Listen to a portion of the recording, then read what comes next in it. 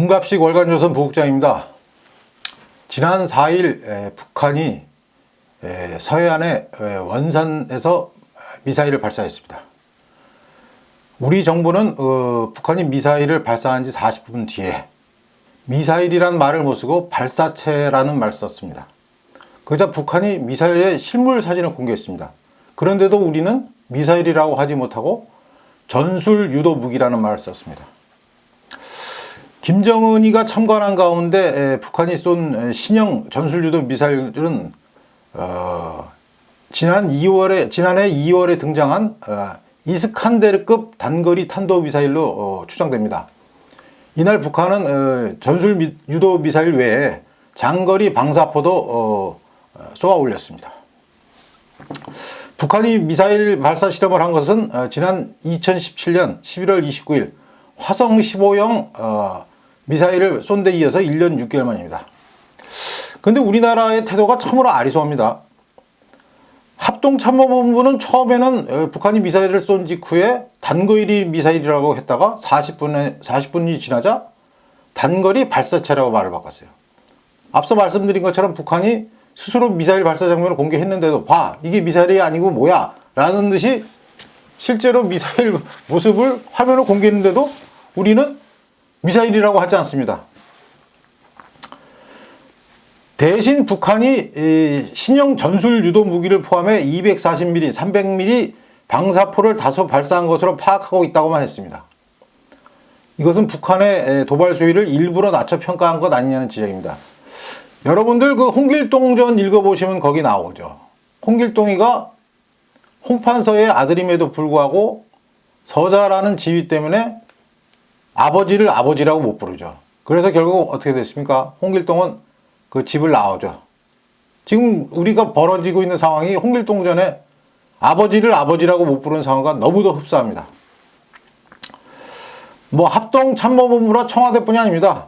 국가정보원 역시 국회 정보위원들에게 북한이 쏜 것은 미사일이 아니다. 그럼 대체 그게 뭡니까? 미사일이 아니면. 그런가 하면 청와대는요, 원래 국가안전보장회의를 열어야 되는데 그냥 긴급회의로 격화시켜서 회의를 열었어요. 신용만 낸 거죠.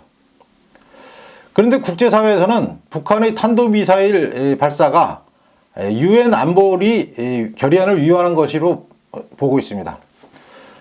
작년 평양에서 열린 남북 정상회담 때 서명한 9.19 군사 협약, 그것도 역시 북한은 위반한 것입니다. 그러면 이게 유엔 안보리 결의 1718호를 보면요, 북한이 탄도미사일 프로그램과 관련된 모든 활동을 중지하고 기존의 미사일 발사 유예 공약을 재확인할 것을 결의한다, 이렇게 돼 있죠. 근데 4일날 북한이 한 행동은 유엔 안보리 결의 1718호를 어긴 것이죠. 보란 듯이 어긴 것이죠. 몰래 발사한 것도 아니고 자기들이 미사일 쏴놓고 그 영상까지 당당하게 공개했죠. 그런데도 우리나라 정부와 청와대, 합참, 국정원은 뭐가 그렇게 무서운지 미사일을 미사일이라 못하고 발사체, 전술 유도무기 이런 식으로 하고 있어요. 그러면 이 북한이 쏜 미사일에 대해서 자세히 알아볼까요? 이 미사일은 원래 러시아가 개발한 것입니다. 그래서 이스칸데르급 미사일이라고 하는데요. 특징이 비행 고도가 낮아요. 이렇게 높이 떠서 내려오는 게 아니라 비행 고도가 낮으면서 내려올 때 비행 궤적이 특이하대요. 이게 무슨 뜻이냐면 야구로 치면 직선으로 오는 게 아니라 변화구처럼 막 이렇게 하는 거죠. 그건 무슨 뜻입니까? 우리의 그 대응 미사일을 요격하는 체계를 막으려고 하는 그 패턴이죠. 실제로 러시아가 개발하는 이스칸데르급 미사일은 비행 고도가 낮고 비행 궤적이 굉장히 복잡해서 우리 군이 보유하고 있는 패트리어트 미사일이나 사드로는 요격이 어렵다고 합니다. 청와대가 유일하게 북한에 대해서 한 말이 있어요. 미사일을 발사한 지 6시간 만에 나온 얘기인데요. 북한의 이번 행위가 남북 간 9.19 군사합의의 취지에 어긋나는 것으로 매우 우려하고 있다. 그런데 그 전에는 규탄한다 이런 말을 항상 썼는데 이번에는 규탄한다는 말이 싹 빠졌습니다. 반면에 우리들의 그 대한민국의 저자세를 예견이나 한 듯이 김정은은 미사일 발사 실험을 참관하면서 강력한 힘에 의해서만 평화 안전이 보장되고 담보된다는 천리를 명심하라 라고 말했습니다. 이거 원래 우리나라 문재인 대통령이 우리 국민한테 해야 될 소리를 김정은이가 자기 부하들한테 하고 있는 거예요. 참 어처구니가 없죠. 그렇다면 김정은이는 갑자기 남북 정상회담, 미북 정상회담, 그 다음에 북러 정상회담까지 한 뒤에 왜 유엔 안보리 결의안을 어겼다는 얘기를 들을 정도의 행동을 했을까? 왜 미사일을 쏘아 올렸을까? 그것은 제가 보기에는 북한이 러시아와의 정상회담에서 자기들이 얻어낼 걸 못 얻어냈기 때문이에요. 예를 들어서 당장 시급한 에너지라든가 식량이라든가 이런 거 못 얻어내고, 그 다음에 북한의 유일한 자금줄이 러시아에 파견되어 있는 2만에서 3만 명에 달하는 북한 일꾼들이죠. 뭐 벌목공이라든가, 뭐 앞서서 저희가 말씀드렸지만 북한에서 간 근로자들은 낮에는 벌목공을 하고 저녁에는 알바를 한다 그러죠. 그 감시하는 요원들에게 웃돈을 좀 찔러주고 그렇게 해서라도 먹고 살아보자고.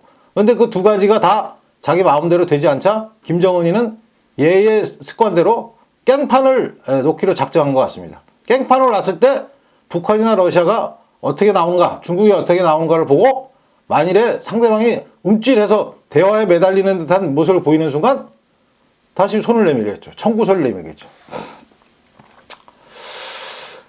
자, 그런데 도널드 트럼프 미국 대통령은 처음에는 이 소식을 듣고 매우 흥분했다 그래요.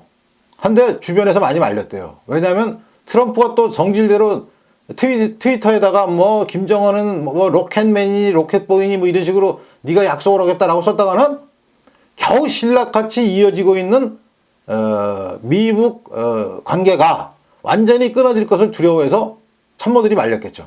그래서 트럼프는 오랜 시간 설득당한 끝에 화를 좀 수그러뜨리고 김정은은 내게 한 약속을 깨고 싶어 하지 않는다 라고 얘기했대요. 하지만 속으로는 부글부글 하겠죠. 그 북한이 그 4일날 발사한 그 이스칸데르급 탄도미사일은요, 원래 러시아가 2006년에 개발한 겁니다. 2006년에 개발한 이유가 있어요. 나토, 즉 북대서양 조약기구의 요격 미사일 시스템을 뚫으려고 궤적이 아주 복잡한, 그러니까 야구로 치면 커브라든가 뭐 싱커라든가 무슨 너클볼처럼 이렇게 막 변화가 심하면 요격 미사일들이 잡을 확률이 확 떨어지죠. 그런 식으로 했다는 겁니다. 근데 이걸 좀 더 자세히 보면 정점 고도, 그러니까 미사일이 날아갔을 때 포물선으로 날아가서 정점을 찍고 이제 내려오게 되죠. 근데 50km래요. 이 이스칸데르급 미사일은. 근데 우리나라의 사드 요격 미사일은 높이가 40에서 150km이기 때문에 50km에서 이렇게 범위가 훨씬 넓어지죠. 그렇기 때문에 잡을 확률 한 10km 차이밖에 안 나기 때문에 상당히 잡을 확률이 느려지죠. 그 다음에 패트리어트 3라고 현재 그 미군이 가지고 있는 최신의 요격 미사일도 너무 움직임이 복잡하기 때문에 요격하기가 힘들다. 그런데 이 이스칸데르급 미사일의 사정거리가 280km, 500km래요. 그러면 우리나라 중부지방부터 우리나라 군의 수뇌부가 모여있는 계룡대까지가 모두 이 사정권에 포함된다는 겁니다. 정보당국은 성능의 의미를 좀 더 확인해 봐야 된다라고 했지만 이미 미군이나 일본 측에서는 타격의 정밀성이 이스칸데르급 미사일, 북한이 4일날 쏘아올린 이스칸데르급 미사일의 정밀성이 상당하다.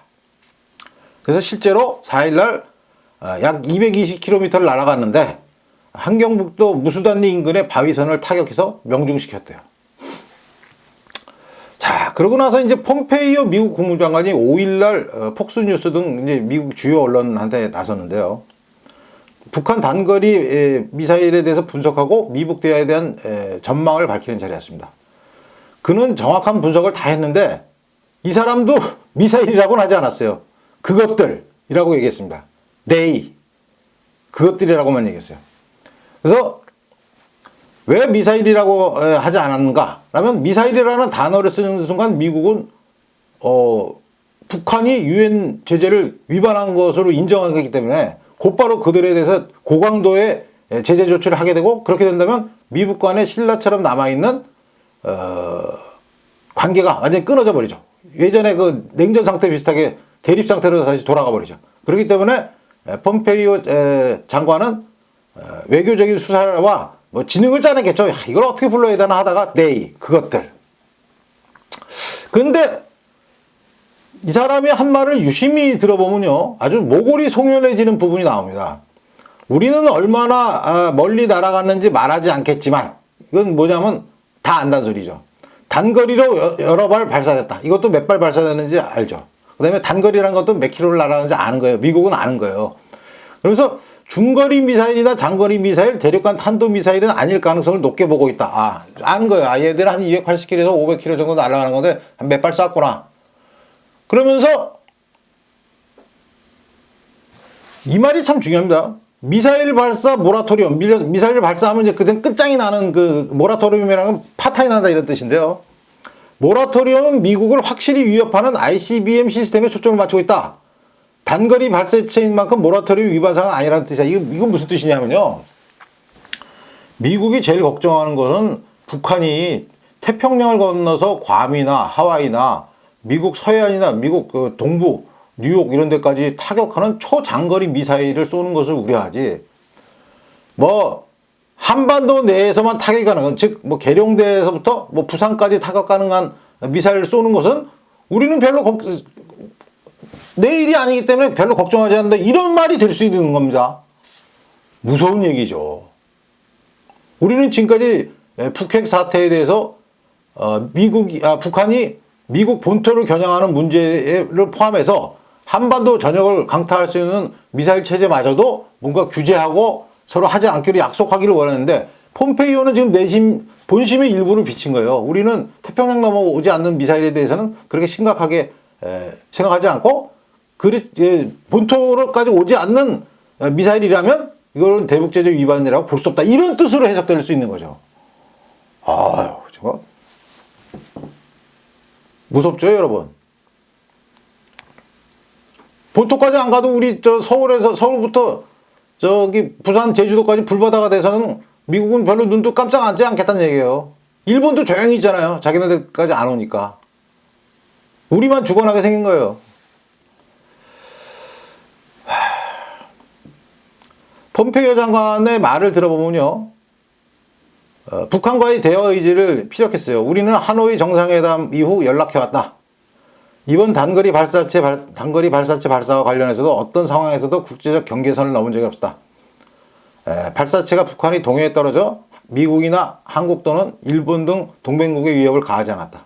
그러면서 트럼프 대통령이 트위터 계정에다가 김정은 북한 국무위원장은 내가 그와 함께 한다는 것을 알고 나와의 약속을 깨고 싶어 하지 않는다. 합의는 이루어질 것이다. 트럼프가 이제 비난하는 대신에 긍정적인 내용을 강조한 거죠. 최악의 상황을 피해가겠다는 뜻이죠. 북한 도발, 그러면서 트럼프 행정부는 북한 도발이 제재 해제를 위한 대미 압박용으로 왔어요. 자, 이렇게 보면요, 김정은이는 고도의 머리를 쓴 겁니다. 보면 원산에서 무수단리 쪽이라고 하면 러시아 쪽 방향이죠. 약간 동북쪽을 향해서 쏜 거죠. 그러면서 신형 미사일, 자기들이 작년 2월에 공개한, 열병식 때 공개한 신형 미사일의 위력을 파악해서, 아, 이거 상당한 명중률과 제대로 작동하는 거라, 이것도 확인하면서 한국과 미국과 일본, 러시아, 중국 등을 향해서 봐. 너희들이 내 말을 듣지 않으면 난 이렇게 언제든지 깽판을 놓을 수 있어. 난 예전에 과거로 돌아갈 수 있어. 그리고 나서 삼국의 반응을 보는 거죠. 한국 완전히 깨갱거리가 엎드렸죠. 뭐 미사일이라는 단어조차 못 쓰고, 뭐 몇 시간이 거쳐서 그 미사일을 뭐라고 부를까 그 장명하게 바빴죠. 그리고 일본은 침묵하고 있죠. 왜? 북일 저기 정상회담을 트럼프가 해준다고 그랬으니까 미사일 같은 거는 좀 참아야죠. 그래야 북한이 일본에서 끌어간 강제로 납치해간 사람들 생사라도 확인하고 돌려받을 수 있죠. 그런 회담이 성사되기 직전이기 때문에 극단적인 자세는 피하는 것이죠. 미국은 속으로는 북을 끌지만 일단은 이 녀석들이 쏘는 게 단거리 220에서 500km 정도 가는 미사일이기 때문에 미 본토라든가 하와이라든가 괌 같은 경우는 사정거리 밖에 있다. 그러니까 일단은 안전할 수 있다. 이 네 나라의 머릿속은 지금 복잡한 계산으로 돼 있습니다. 그 중에서 제일 취약한 것이 대한민국. 왜? 우리는 아무런 조치도 취하지 못하고 자위적인 능력을 상실했으니까요. 지금 우리 한미 연합훈련도 다 취소되고 모두 없어지고 우리는 완전히 지금 북한의 목줄을 딱 잡힌 상태죠. 그러니까 이제 북한은 우리 목줄을 잡아놓고 다음 상대인 미국과 일본을 어떤 식으로 회유하든가 협박해서 자기들이 원하는 것을 얻어낼 생각이겠죠. 자, 오늘 제가 말씀드린 뉴스는 제목이 미국 미사일 쏘자 문재인 우물쭈물, 미사일을 미사일로 부르지 못하는 비극, 발사체, 전술 유도무기, 이런 괴상한 장면에 열어올리는 대한민국, 이런 주제였습니다. 네, 문갑식의 진짜TV는 기존의 신문이나 방송에서 볼 수 없었던 새로운 특종과 새로운 시각을 여러분에게 선사합니다. 오늘 여러분 대체휴일로 어저께 어린이날이고 대체휴일로 즐기시는 분들 많으시죠. 그래서 제가 어제도 그렇고 오늘도 여러분에게 쉬시는데 조금이나마 정보를 전해드리고자 이렇게 하루에 2편씩 올리게 됐습니다. 앞으로도 많은 성원 부탁드리고요. 구독과 좋아요 꼭 부탁드리겠습니다. 감사합니다.